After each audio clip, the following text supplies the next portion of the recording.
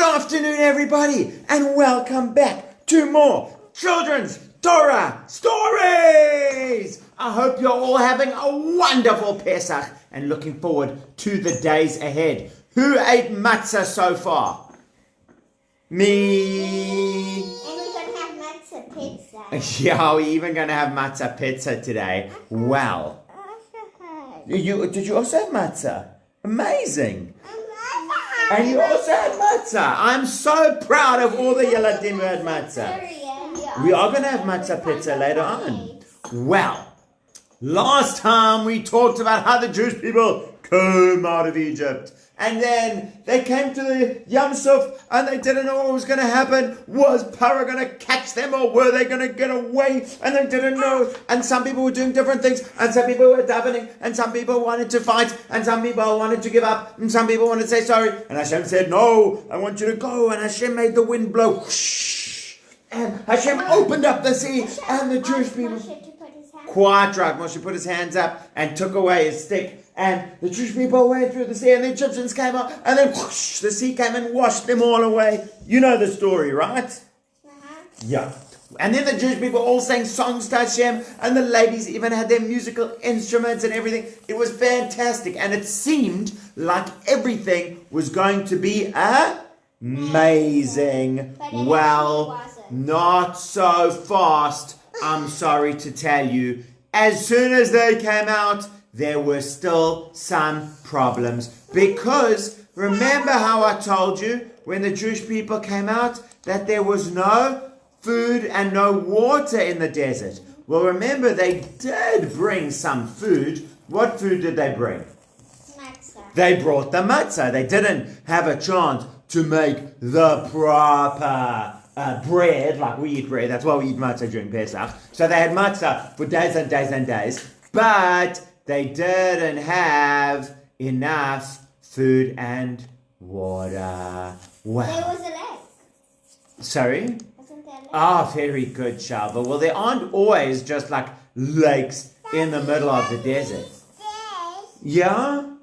Oh, can I use this? Thank you. So I don't have my puppets with me here, but Suri has given me this one to use. So that's great. Wow. That's a Mickey Mouse. This is a mouse, yeah. Mickey Mouse. Well, it isn't Mickey Mouse, but it is a mouse. So, the Jewish people were all singing to Hashem and everything, but then they went for 3 days through the desert, and they didn't find any water. Well, they had some food still. They still had the matzah left over. But they didn't have any water. So their water started running out, and they all started getting scared. What's going to happen? Are we going to have no water? And they arrived at a place called Mara. And guess what? At Mara, there was water. Hooray! And the Jewish people went to get the water in Mara, and they put in their buckets.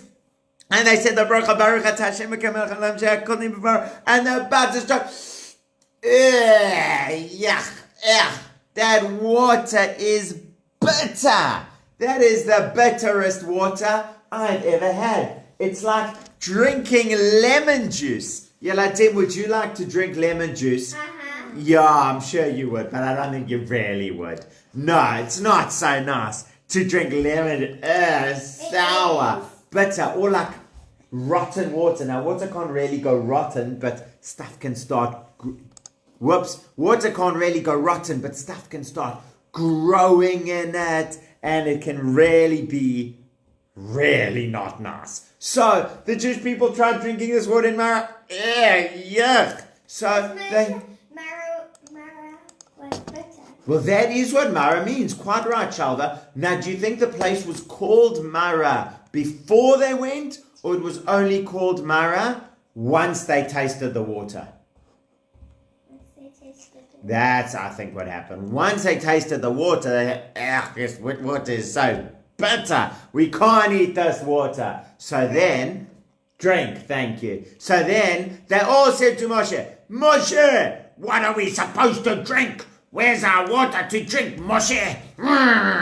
That's such a nice way to ask, hey, Eladim? No. Isn't that the best way to ask? No. I think that's what you should all do with your moms and dads. Next time you are thirsty, go up to them and say, what's there to drink? I want to drink.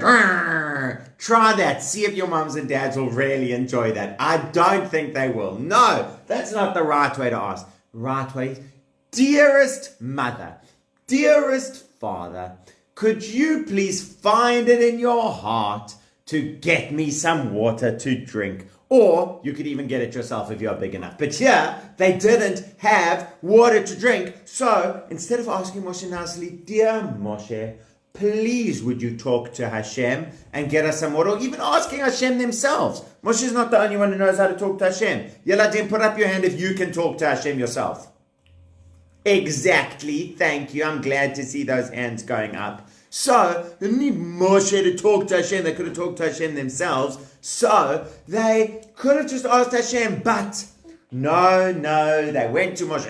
Moshe, how can we drink this water? It's like drinking lemon juice. So, Moshe says, okay, everybody, just relax, Max. I'm gonna go talk to... They weren't Max. Just relax, Jewish people. I'm going to go talk to Hashem.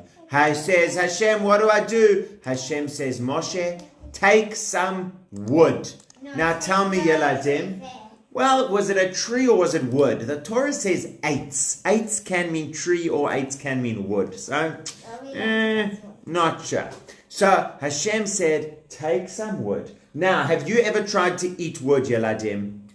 Is it delicious to eat wood? No, wood is not the first thing you do. If maybe it was too sour or bitter, maybe we thought Hashem would say, we'll put in some sugar or something like that. That is not what Hashem said. Hashem said, take some wood, which is not delicious, and throw it in the water, which was not delicious. But Moshe listened, threw the not delicious tree in the not delicious water, and guess what happened to the water, Yeladim?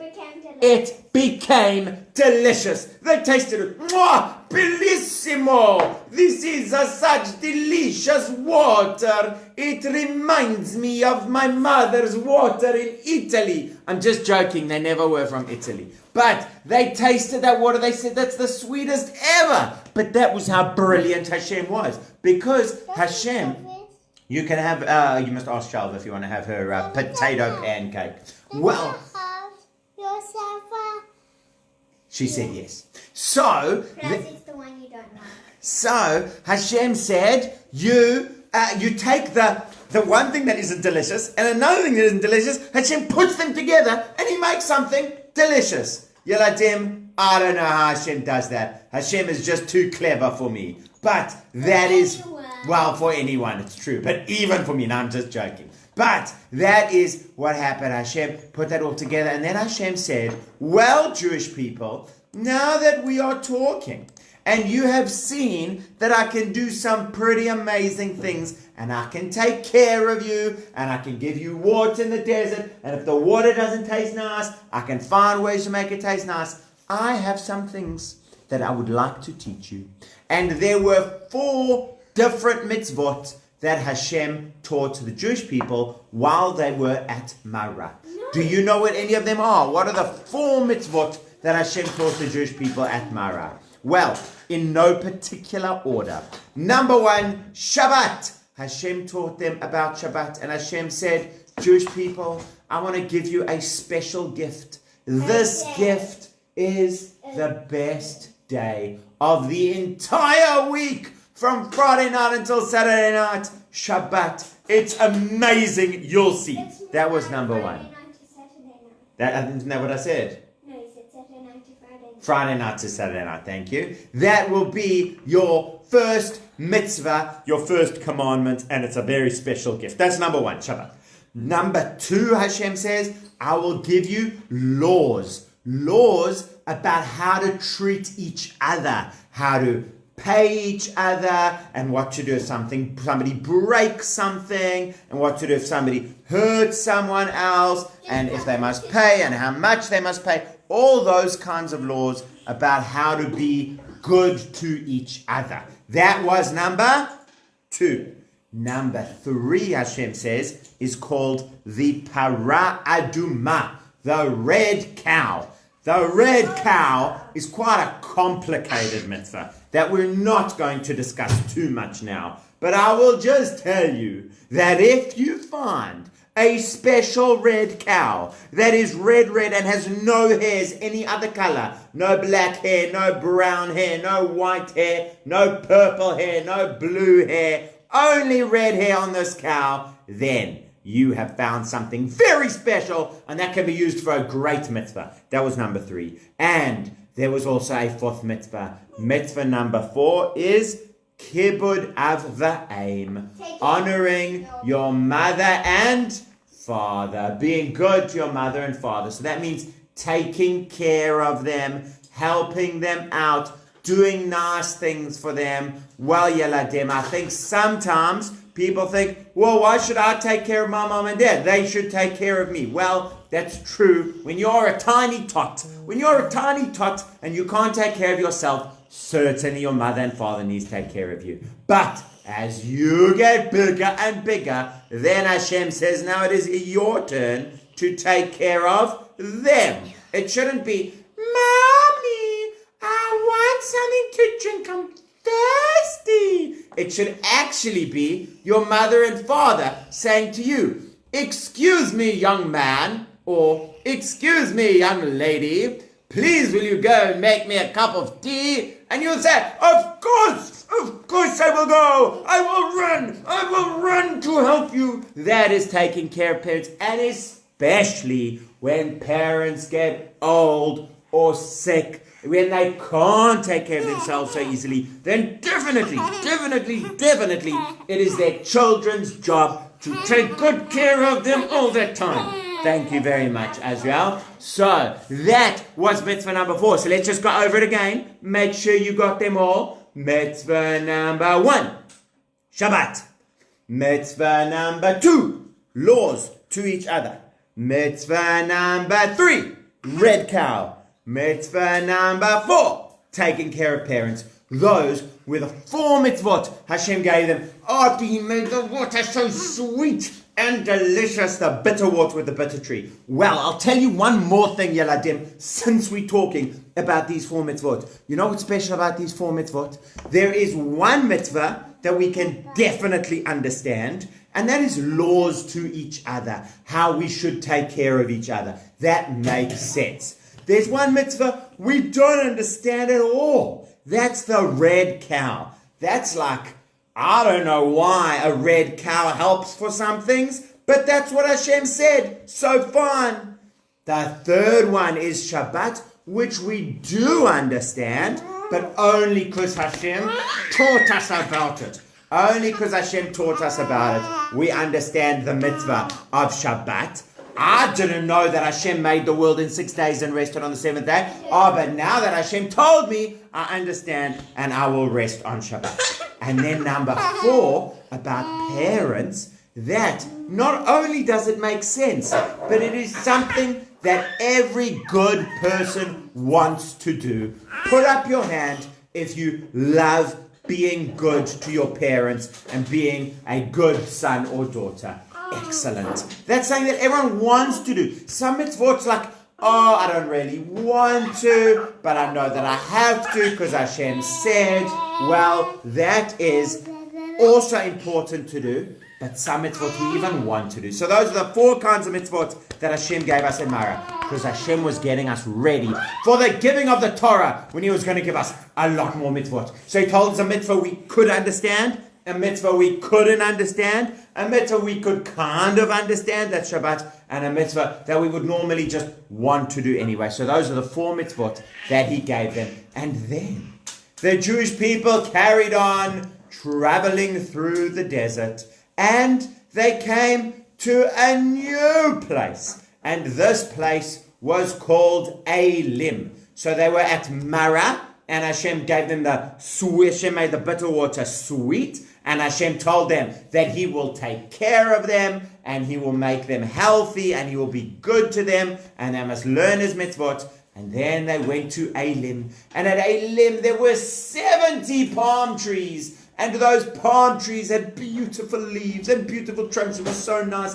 and there were streams of water. This was what's called an oasis. An oasis is even in the middle of the desert, where there is such nice water and trees and all beautiful things. And they stayed in Elim for a while. So far things are good.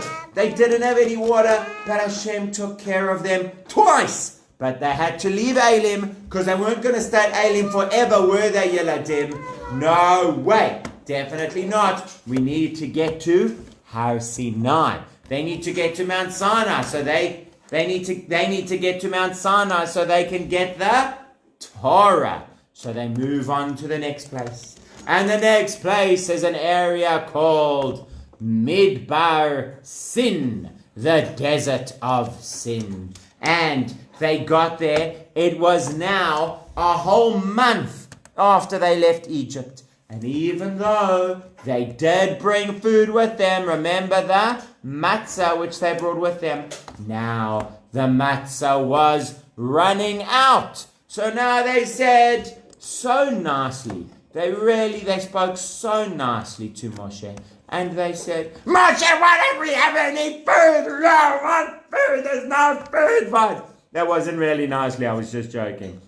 They said, Moshe, we don't have any food. We want food. How come Hashem took us and he didn't give us any food? What are we going to do? So Moshe said, don't you worry.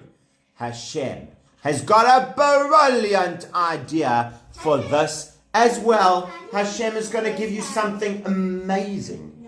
Food from the sky. Do you want me to tell you more about that, Yeladim? Well, I will. You are in luck. I will tell you more about that tomorrow. See you tomorrow. Bye.